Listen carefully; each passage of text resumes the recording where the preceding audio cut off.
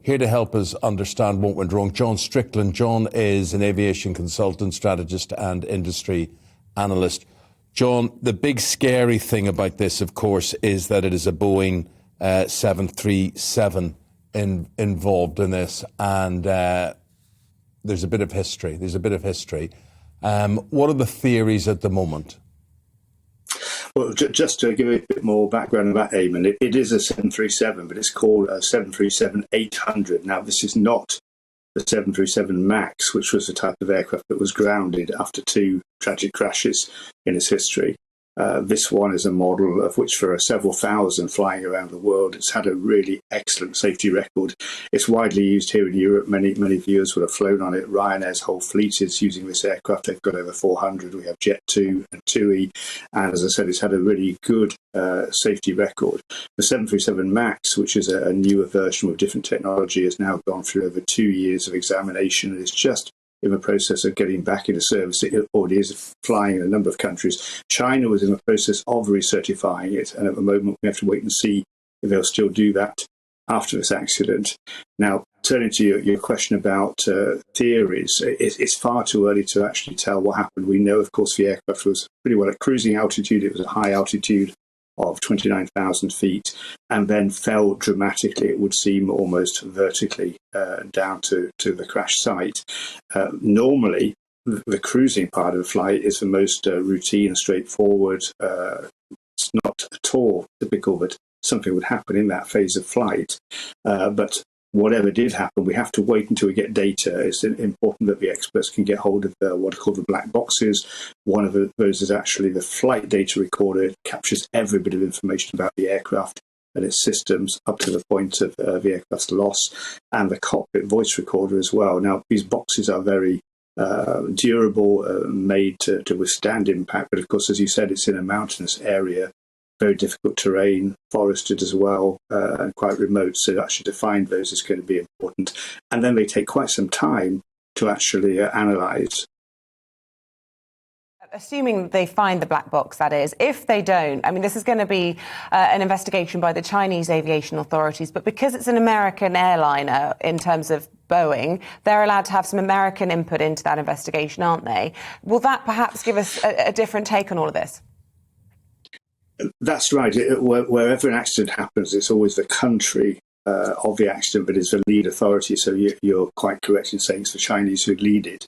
They will also have representatives from the airline, in this case China Eastern, and ordinarily wherever an accident happened in the world would also be the manufacturer. So again, in this case Boeing, and indeed the engine manufacturer as well. But they don't get any right of lobbying or anything of that kind. They're there to provide the technical expertise based on the fact that the aircraft is manufactured by their company. But Boeing's name is mud after the MAX air crashes as well, because it did come to light about lack of safety checks, cost cutting, and their whole standards all driven towards profit.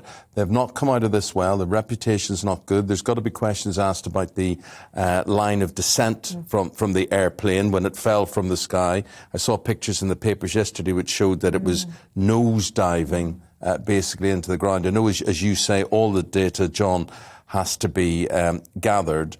But your view about boarding a Boeing, if you had the choice to or not to, would be what? I would. I just travelled on a 737-800 about 3 weeks ago myself, admittedly before this particular accident, but I would feel confident to do so. And the version that did have the 2 tragic accidents and raised a lot of issues, as you say, about the whole ethos of safety and culture in Boeing, which they've been, not surprisingly, severely wrapped for worldwide. They had this aircraft grounding, there have been management changes, and the company has still got to work its way through this to restore what was a gleaming reputation in the past.